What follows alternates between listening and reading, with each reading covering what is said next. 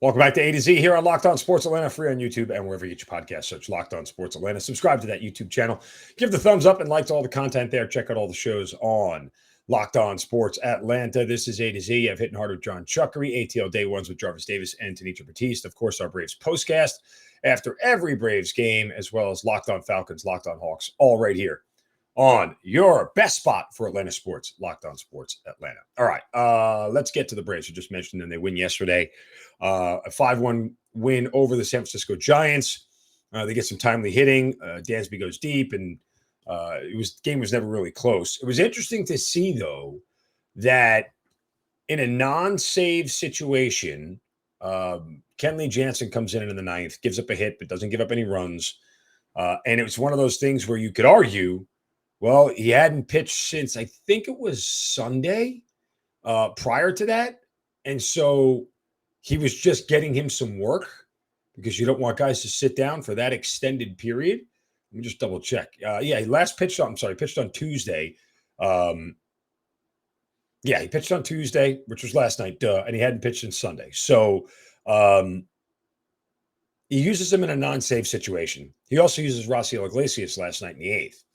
So wanting to make sure, and I think that's what that was more about, was wanting to make sure that, hey, they don't fall into this 4-game losing streak deal. He went with, door shut in the eighth and the ninth. What happens if a save is required today? Will he go to Iglesias? Will he go to Jansen? I think at this point in time, everybody needs to put down the idea that he's going to move off Kenley Jansen as a closer. It's probably in your best mental sanity if you just don't worry about it, right? Like, honestly, there's no reason to believe that he is going to move off Kenley. So everyone needs to get used to that idea. And if a high leverage spot comes up, he's got other guys in the bullpen that he can trust and that he can absolutely lean on in those spots. So all things considered, I don't know that it was curious per se. Like I said, you could argue he definitely wanted to get him some work. And winning that game was super important because guess what? They were able to look up at the scoreboard and see that the Cubs beat the Mets 4-1. So closing that game out was big because now they're a half game out of the Mets. And so I think some of that predicated some of the decisions that were being made. I get it. I understand. But still, I am pretty confident at this point in time that he has made his decision that Kenley is his closer and he's not going to move off of it. And I think everybody needs to just get comfortable with that idea that it's going to be a bumpy ride. He's not the first manager to go into a playoff run or even the playoffs themselves with a less than steady closer. And he did it last year in a certain extent with Will Smith. So there's no reason to believe that he wouldn't do it again this year and that it wouldn't work. Just is what it is. So buckle in for a bumpy ride. This is where we are. Got to learn to deal with it. They send Charlie Morton to the mound today to try to get a win on the last day of this road trip. And I think the Mets are off today. I got to double check real quick. And so the Braves can tie again for first place as they head into, another big series. Yeah, the Mets are off today. Oh, no, they're not. I'm sorry. They get the Cubs tonight. So I don't know when their other off day is because the Mets have played one more game, but still, nonetheless. So big night tonight, or big afternoon, I should say. Morton and Rodome. And then tonight the Mets will have Drew Peterson going against Drew Smiley. Interesting. I'm sorry, David Peterson. I was like, Battle of the Drews. No, not Battle of the Drews. Hey, before we get to the Atlanta Falcons, I want to take a second to tell you about my friends at Coffee AM and coffeeam.com. Best small batch coffee roaster in America, and it's right here in Georgia. The freshest coffee. Why is it so fresh? Because they're roasted and shipped on the same day or close to it. That box is going to arrive at your front door. You're going to pop it open, and you're going to smell nothing but the finest coffee from around the world. And when I say around the world, I literally mean it. Everywhere from Tanzania. Do you know where that is? No. Sumatra. How about that? Not really sure. Kenya. I think I know where that one is. Costa Rica. Definitely know where that one is. But nonetheless, it's all over the world. And it is delicious. It's the way I start every morning with a Coffee AM K-Cup. Drop it right in there. and just have some amazing tasting coffee. If you love coffee, you got to check out Coffee AM. Go to coffeeam.com/locked-on and check out the full menu of coffees, teas, and gift sets. Again, that's coffeeam.com/locked-on. Use the promo code locked-on at checkout.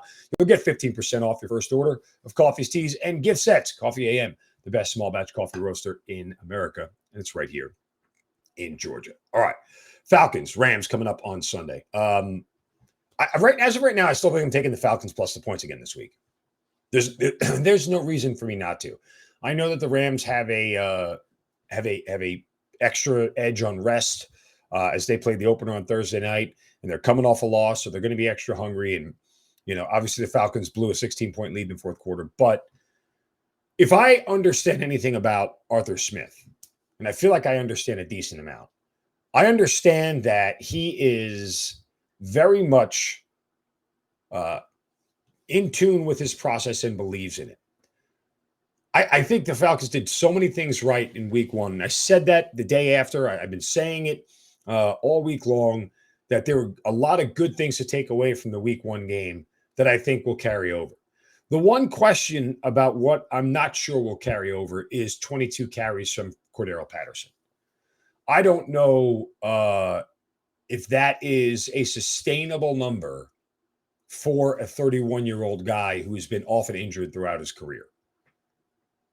But there's every reason to believe at this point in time. And remember, the sample size is small, but I can't look at last year right now and say, okay, the things that happened last year are definitively the things that are going to happen this year. Because last year, there wasn't a game where they rushed for 200 yards, had 4 sacks, didn't throw an interception, and didn't get sacked. In fact, I wonder when the last time that game happened for the Atlanta Falcons. But nonetheless, it's got to be early on in the Mike Smith era is my guess. The 13-3 year. Probably, 2012 would probably be my guess. But regardless, why wouldn't they be able to run the ball? I don't know. Did the Bills have a hard time running the ball in week one? The Bills didn't look like they had a hard time doing anything in week one against the Rams. So I am somebody who looks at this situation objectively and says, I can believe the things that I saw in week one. Now, I don't know if they'll get to the quarterback that much as they did last week, but I think that there's every chance that they will be able to run the ball as well as they did and hopefully protect the quarterback as well as they did. That to me is, something that I think we could take away from the game that makes a lot of sense. If they can protect Marcus Mariota again and they can give him an opportunity to stay as clean as possible, they'll be in this game. Just don't get blown out. That's what I've said repeatedly. Don't get blown out because you don't have to win this game, but you got to be competitive. And being competitive leads to more and more games where you have a chance to win them. And eventually some of them will bounce their way. So I am excited for what they put out on the field this week. I think they are going to really maybe surprise some people with how much they're going to be in this game. And like I said last week, I don't think they're going to win it, but I think they're going to be competitive. And there's something to be said for that. All right, coming up next, we'll hand out some shovels of wisdom as well. Live Golf, doing something we've never seen before. That's coming up next right here on A to Z on Locked On Sports.